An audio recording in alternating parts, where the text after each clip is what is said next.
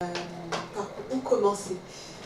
Alors j'ai été invitée ici en qualité de mon expérience culturelle, on peut dire ça comme ça, dans la mesure où j'ai d'abord travaillé dans le réseau des Alliances françaises en qualité de directrice en Jamaïque et puis avant en Afrique du Sud. Et ensuite, depuis ces dernières années, je suis venue m'installer en Guadeloupe et je travaille pour la région Guadeloupe et dans le cadre du programme Interreg Caraïbes, pour synthétiser. Et à côté, ma dimension artistique, c'est que je suis écrivaine, créoliste, donc j'ai écrit 2 livres. Pabangaz et Langue à Femme pour ceux qui connaissent, et un jeu de cartes qui se veut caribéen, puisqu'il est en créole et traduit dans les 4 langues européennes, enfin 4 langues, 3 langues anglaises, espagnol, français, voilà, créole. Donc, en ce qui nous concerne le sujet, donc sur la coopération artistique et visuelle, c'est effectivement j'ai pas envie de garder le micro longtemps, mais c'est surtout, je pense qu'il y a plusieurs niveaux. Je dirais qu'il y a d'abord, au départ, c'est une démarche individuelle. Chaque individu crée son réseau, fait ses rencontres par rapport à ses centres d'intérêt, que ce soit plasticien, photographe, musicien, etc. Ensuite, il y a la question qui se pose, c'est la question des outils et des moyens. Donc c'est effectivement, dans cette nébuleuse, on ne sait pas toujours vers qui s'adresser, on sait partiellement à qui s'adresser, et avoir une bonne connaissance des moyens, des outils, des réseaux, et donc toute cette palette institutionnelle dont on a parlé, donc effectivement c'est très important. Ensuite vient, une fois qu'on a une bonne connaissance de tous ces moyens, c'est la question du montage de projet, c'est-à-dire on va arriver sur la question de l'ingénierie de projet, savoir est-ce que chaque artiste se pose, c'est à savoir est-ce que en tant qu'artiste, moi je suis en mesure d'aller monter un projet dans tel ou tel guichet, pour telle ou telle orientation, pour tel ou tel projet. Et là va se poser effectivement la question de la dualité, à savoir, je suis artiste, je suis pas un gestionnaire de projet, j'en comprends plus ou moins les contours, je connais bien mon sujet, mais il faut aussi, peut-être qu'ici on a tendance, peut-être ailleurs aussi, mais en tout cas à vouloir tout faire et à se trouver à tout faire. Et comme ça a été dit auparavant, c'est la question de comment optimiser les compétences, s'appuyer sur des compétences pour faire aboutir son projet dans les meilleures conditions et avec les partenaires les plus propices et les plus en accord avec son projet. Et donc là, on arrive effectivement à la question de certainement s'appuyer sur, sur des personnes ici qui ont l'habitude pour développer des compétences en montage de projet. Et donc, passer aussi par cette étape de s'appuyer, il y a Colibel, qui est présent, on va parler, mais voilà, donc s'appuyer sur des structures existantes ou sur des consultants, puisqu'il y a des consultants aussi qui sont là pour ça et qui vivent de ça aussi, pour aider les associations, les entreprises, les individus à monter leur projet. Et ensuite, effectivement, c'est mieux bien connaître les outils, les programmes, de sorte qu'on puisse avoir une chance de voir son projet aboutir. Et là, je vais donc maintenant arriver sur...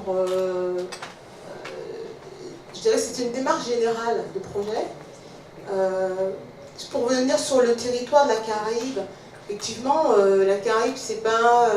on en parle beaucoup, mais c'est un territoire, ce sont des territoires, plus de 38 pays, et territoires assez, je dirais qu'on fantasme, qui nourrit notre imaginaire, mais qui quand même, en termes d'expérience personnelle, individuelle, sont encore des démarches très personnelles, on veut dire encore, peut-être qui commencent à devenir collectives, comme par exemple par rapport à ce que fait le Coreca ou encore l'ICFC, qui arrive effectivement à fédérer un certain nombre de personnes, à amener des jeunes danseurs, artistes plasticiens ou autres qui ont peut-être des danseurs, je pense, au moins de 16 ans, qui sont trouvés se produire sur une scène internationale, c'est assez extraordinaire. Mais voilà, ce sont toutes ces organisations qui permettent de vivre des expériences collectives.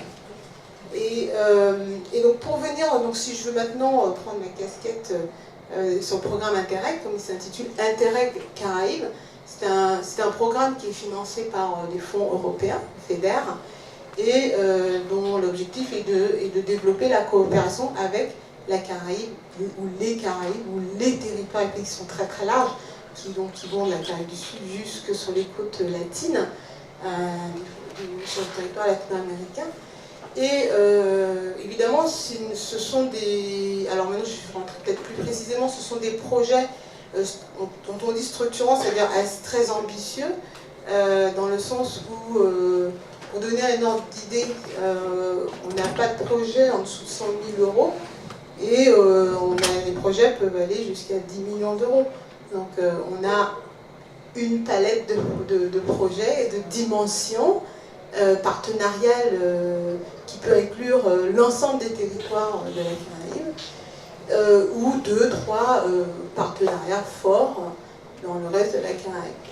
Donc c'est un programme qui est vraiment proprement caribéen parce que c'est un programme qui est partagé avec ce qu'on appelle les territoires communautaires, c'est-à-dire la Martinique, la Guyane, Saint-Martin, et la Guadeloupe, et l'autorité de gestion, c'est-à-dire qu'elle gère et elle a la responsabilité de la gestion du fonds et qu'elle doit rendre des comptes à la Commission européenne sur les dépenses qui sont engagées. Donc c'est vraiment un programme qui implique la responsabilité depuis le porteur de projet, le conseil régional, et jusqu'à la Commission européenne à qui on doit rendre des comptes, et donc qui sont suivis donc, par des séries d'audits. On va vérifier qu'on utilise bien et correctement ces fonds et à bon escient. Alors, j'ai plus beaucoup de temps, 1 minute. Donc, bien sûr, voilà, donc je vais revenir, donc ça pose la question de l'ingénierie de projet, mais avant l'ingénierie de projet, c'est vraiment une question de conviction, de stratégie. Moi, ce que j'ai envie de dire, c'est que si vous avez une trajectoire, si vous avez... il faut beaucoup de conviction, je dirais, et d'ambition. Allez-y, foncez. Et après, il faut choisir des fonds à la mesure de vos moyens, j'ai envie de dire. D'accord, voilà. Donc je terminerai là-dessus, bien sûr, vous avez des questions, donc on est à l'espace régional du Rézé, et on accueille le public, vous appelez, on vous reçoit, on répond à vos questions, et on vous reçoit si vous avez effectivement des projets. Merci beaucoup. Je suis chargée de la coopération à la région Guadeloupe.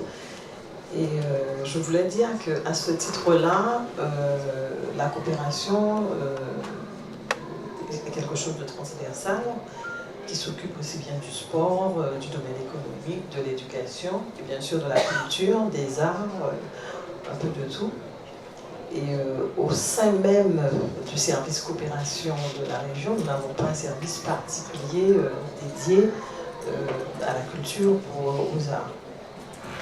En fait, on va collaborer avec le service culturel pour pouvoir permettre des actions de coopération.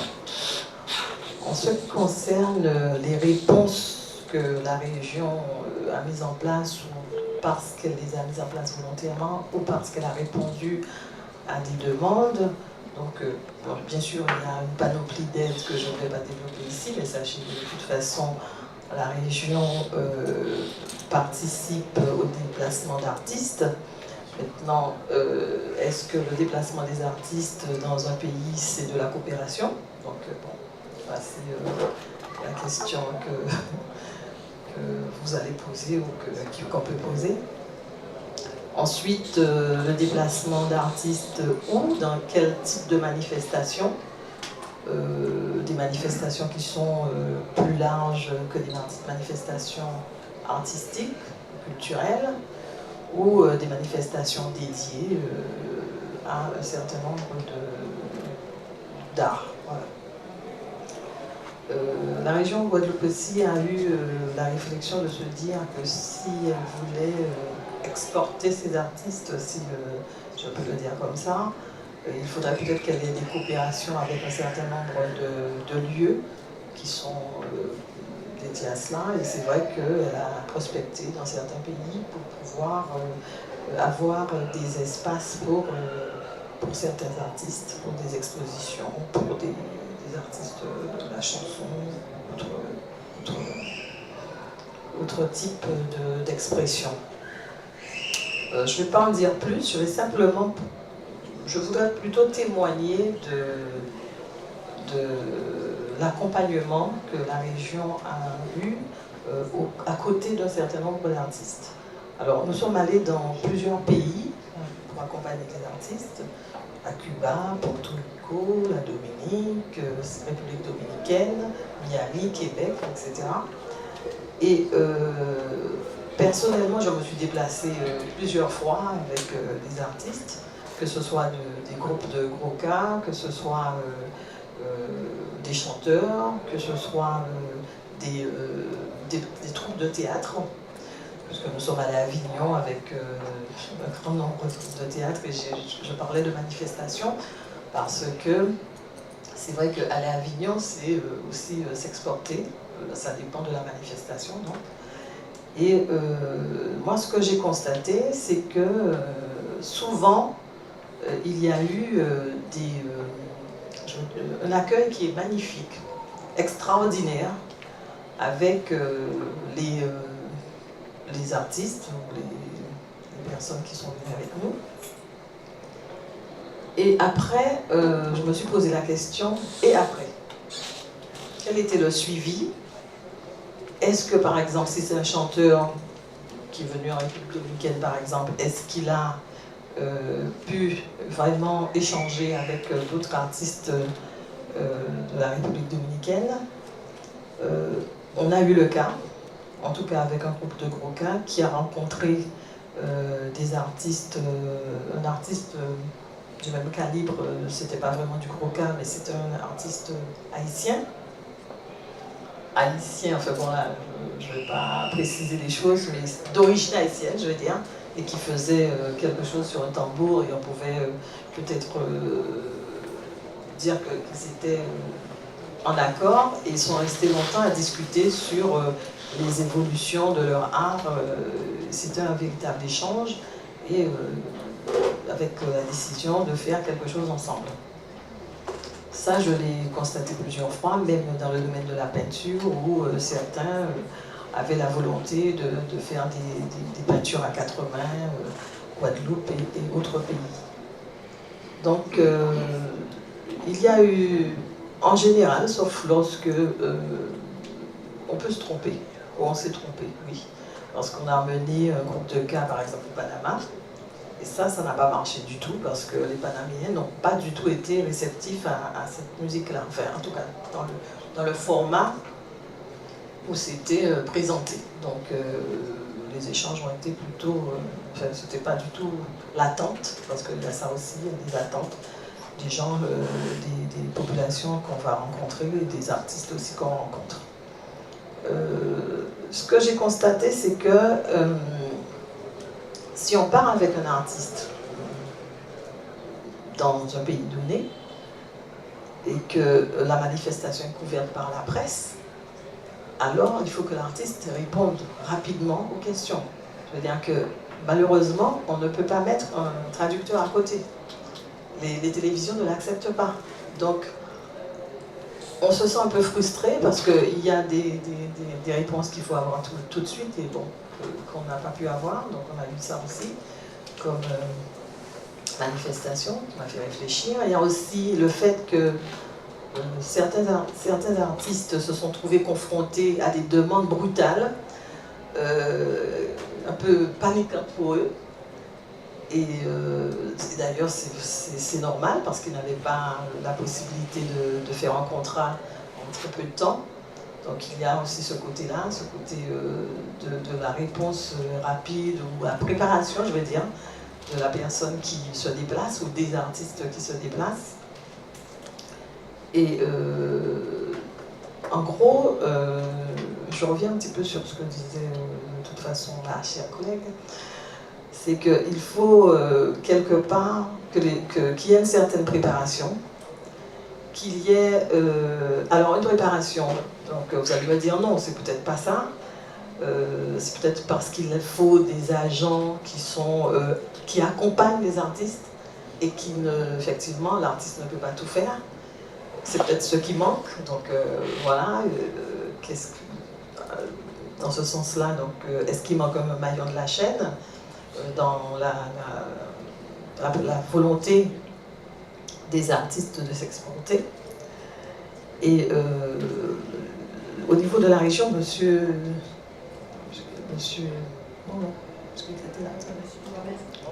Boumarou a parlé du réseau des alliances françaises dans lesquelles les artistes pouvaient se produire. J'ai eu l'occasion aussi de voir ce que ça donnait. Et est-ce que se posait effectivement le problème du choix et de la connaissance exacte du fonctionnement de ce qui se passait. Dans tous les cas, la Guadeloupe est en relation avec beaucoup d'alliances françaises et avec des relations qui sont des relations aussi face à face, je dois dire, et dans lesquelles, par exemple, nous avons, dans le milieu de la culture, mis en place des prix qui ont permis à des artistes de se déplacer dans le cadre des alliances françaises dans d'autres pays pour pouvoir discuter, même pour se présenter dans des spectacles dans ces pays-là. Un autre problème, enfin un autre sujet, c'est la traduction de ce qu'on fait. Par exemple, pour la littérature, que certains livres d'écrivains soient traduits, mais aussi des pièces de théâtre, parce que j'ai eu l'occasion d'assister à Cuba, la traduction des pièces de théâtre de la Guadeloupe en espagnol et jouer à Cuba avec des artistes cubains, un mélange d'artistes cubains et artistes guadeloupéens. Et dans la musique, il y a la même chose aussi. Il y a la possibilité, mais enfin, quand je dis que la possibilité, j'ai des exemples bien précis de personnes qui ont pu mettre des textes poétiques en musique avec des Cubains et des Guadeloupéens qui participent à tout ça. Donc je vous livre ça comme ça. Qu'est-ce qu'on cherche dans la coopération? Nous, en tout cas, on a voulu exporter nos artistes, faire connaître ce que la Guadeloupe produit au niveau culturel, je veux dire plus large aussi, par exemple pour ce qui est du carnaval. Et la coopération aussi passe par des organismes internationaux, comme par exemple au niveau de l'AEC, où il y a des programmes aussi, où il y a bien que l'AEC ne soit pas particulièrement tourné vers la culture, mais il y a quand même quelques programmes de coopération qui font appel à différents pays, d'artistes de différents pays, à des programmes intéressants et qu'on peut regarder. Bon, je pense que je vais m'arrêter là. Ce que je voulais dire surtout, c'est que probablement qu'il faut une préparation, probablement qu'il manque un agent. Et je veux terminer sur le fait qu'hier soir, j'étais à la signature du PRIE, plan régional d'internationalisation des entreprises, qui a été signé par un certain nombre de partenaires, dont la région, la préfecture, les chambres de commerce, les conseillers du commerce, enfin, beaucoup de personnes, la BPI et l'AFD. Donc le côté finance était présent. Et pour mettre tout en œuvre pour que les entreprises puissent s'internationaliser avec un guichet unique et avec un label Touch of Guadeloupe. Donc, quand j'étais là, je me suis dit pourquoi des artistes, le culturel, ne pourrait pas monter quelque chose de ce même niveau, ou alors est-ce que au sein de ce PRIE, il ne pourrait pas avoir une partie particulière pour la culture, pour les artistes, parce que c'est pas tel que c'est peut-être organisé maintenant, c'est pour les entreprises. Maintenant, est-ce qu'un artiste, un groupe de théâtre, c'est une entreprise culturelle? Donc, quelle est sa place à l'intérieur de ce lieu? Voilà, c'est ce que je voulais dire pour terminer. Il est 18h15 et il est 20h15.